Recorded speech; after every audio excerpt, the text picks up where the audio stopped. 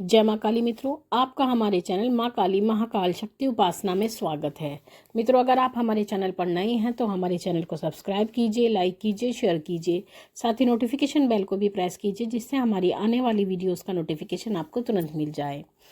मित्रों, मन की बात है, जैसा कि आप जानते हैं मन की बात सीरीज चल रही है, तो उसी में मन की बात लेते हैं हम अपने सब्सक्राइबर की, क्योंकि हमने आपसे बोला है कि अगर आप अपने मन की बात, कोई ऐसा प्रश्न आपके मन में है जिससे आप जानना चाहते हैं, तो आप कमेंट बॉक्स में सबसे पहले लिखें मन की बात। उसके बाद में आपको अपना प्रश्न छोड़ना है। तो अगर आपका प्रश्न ऐसा होगा जिस पे हम वीडियो बना पाएँ तो हम उस पर विस्तार से वीडियो बनाएंगे, और आपकी मन की बात जो है वो हो सकता है बहुत लोगों की मन की बात हो, तो उसके बारे में विस्तार से बताएंगे। आज जो मन की बात हम लेने जा रहे हैं वो ले रहे हैं हम अविनाश गुप्ता जी की। इन्होंने बोला है, जय माता दी, मेरे ऊपर माँ काली की सवारी आती है, तब भी मेरे घर में कलेश और कर्जा है, कुछ उपाय बताएं। देखिए, उपाय क्या है। सबसे पहले तो हम ये बात जानते हैं कि हमारे ऊपर माँ काली की सवारी आती है, ये एक अपने आप में महत्वपूर्ण चीज़ है। सबसे पहले इसके बारे में बात करते हैं। आपके घर में कोई भी देवी देवता आता है, आपके शरीर पे आता है, सवारी के रूप में आता है, तो ऐसी परिस्थिति में आपके घर में कलेश रहता है, कर्जा बहुत ज़्यादा रहता है, कोई भी काम नहीं बनता। ऐसा क्यों होता है? इस कारण से कुछ लोग अपनी सवारी पर शक करते हैं, कुछ लोग भगवान पे शक करते हैं, कुछ लोग खुद पर भी शक करते हैं। वो कहते हैं कि हमें कोई सवारी नहीं आ रही, ये कोई प्रेत है, भूत है, चुड़ैल है। कोई कहता है कि हमें सवारी तो आ रही है, हम विश्वास करते हैं, लेकिन हमारे घर परिवार वाला कोई भी विश्वास नहीं करता। फिर कोई कहता है कि हमारे ऊपर सवारी आ रही है, तो फिर हमारे घर में इतनी कलह, परेशानियां, कर्जा आदि क्यों है, इसका माँ भगवती निवारण क्यों नहीं करती, और अगर करना वो सब कुछ कर सकती है और हमारे घर में आ रही है तो फिर हम क्यों परेशान हैं। तो आप ये ही नहीं जानते कि जो आपके ऊपर सवारी आ रही है वो क्यों आ रही है। पहले तो आपको यही कारण नहीं पता, आप उस क्यों का उत्तर नहीं जानते कि क्यों कोई देवता किसी के शरीर में आता है और किस कारण से आता है। कोई भी देवता किसी के शरीर में बहुत सारे कारण से आता है। आपके पूर्व जन्म के संस्कार होते हैं, पूर्व जन्म की सिद्धि होती है, उस कारण से आता है।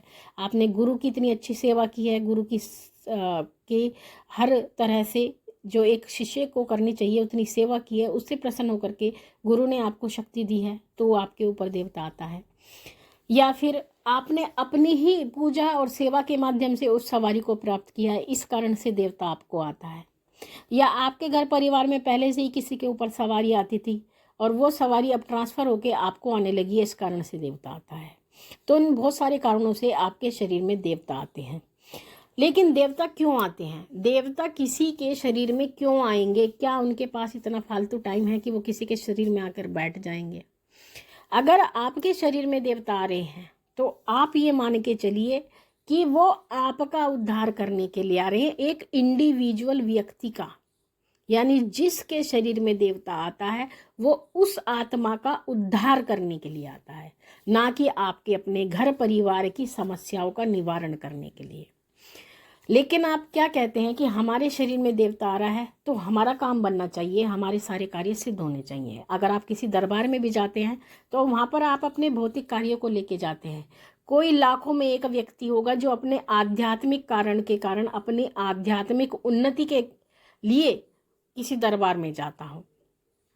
उन्हें आध्यात्मिक उन्नति नहीं चाहिए, उन्हें अपने भौतिक कार्यों की सिद्धि चाहिए। किसी को संतान नहीं है तो संतान चाहिए, कर्जा ज़्यादा है तो कर्जे से मुक्ति चाहिए, बीमारियों से मुक्ति चाहिए, घर में शादी विवाह चाहिए, घर मकान गाड़ी बंगला चाहिए। लेकिन आध्यात्मिक रूप से आपको क्या चाहिए, उसका आपको कोई ज्ञान नहीं है। तो जो देवता आपके शरीर में आता है वो आपके स्वयं के उद्धार के लिए आता है।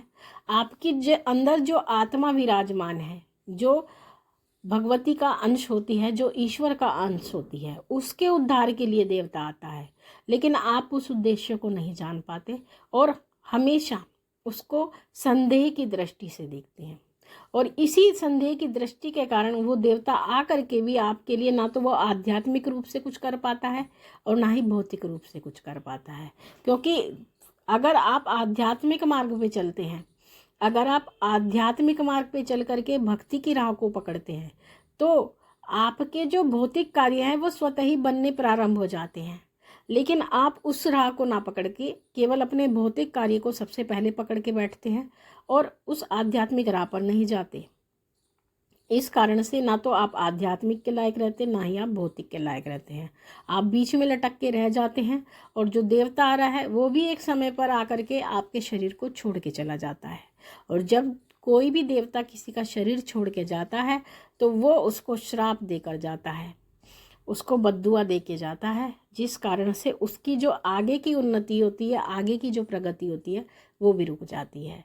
तो इस कारण से आपके जीवन में कभी भी किसी भी प्रकार से सुख का आगमन हो ही नहीं सकता, क्योंकि आपने देवता के आने का कारण और देवता के आने का उद्देश्य नहीं जाना है। आपने केवल कर्जा और बीमारी को जाना है, और इसी कर्जे बीमारी के चक्कर में आप ना तो अपना उद्धार कर सकते हैं और ना ही अपने परिवार का कल्याण कर सकते हैं। तो इस बात को आपको जानना होगा। आपको ये बात समझनी होगी कि आपको देवता क्यों आ रहा है। अगर आप माँ भगवती के बताए हुए रास्ते पर चलते हैं, माँ भगवती की सेवा करते हैं, अब आप ये मत कहिएगा कि हमें 1 साल हो गया है सेवा करते हुए तो हमारा कुछ नहीं हुआ, 2 साल हो गए हैं तो हमारा कुछ नहीं हुआ। सेवा करने का एक समय निश्चित है। हम अपने जीवन की बात करें, हमने कितनी सेवा की है या कितना समय हमने धैर्य रखा है, ये माँ भगवती जानती है। और किस समय पर जाकर के हमारा उद्धार हुआ है, ये भी भगवती जानती है। तो इसीलिए समय सीमा को ना बांध करके अपनी पूर्ण निष्ठा के साथ में माँ भगवती की सेवा कीजिए।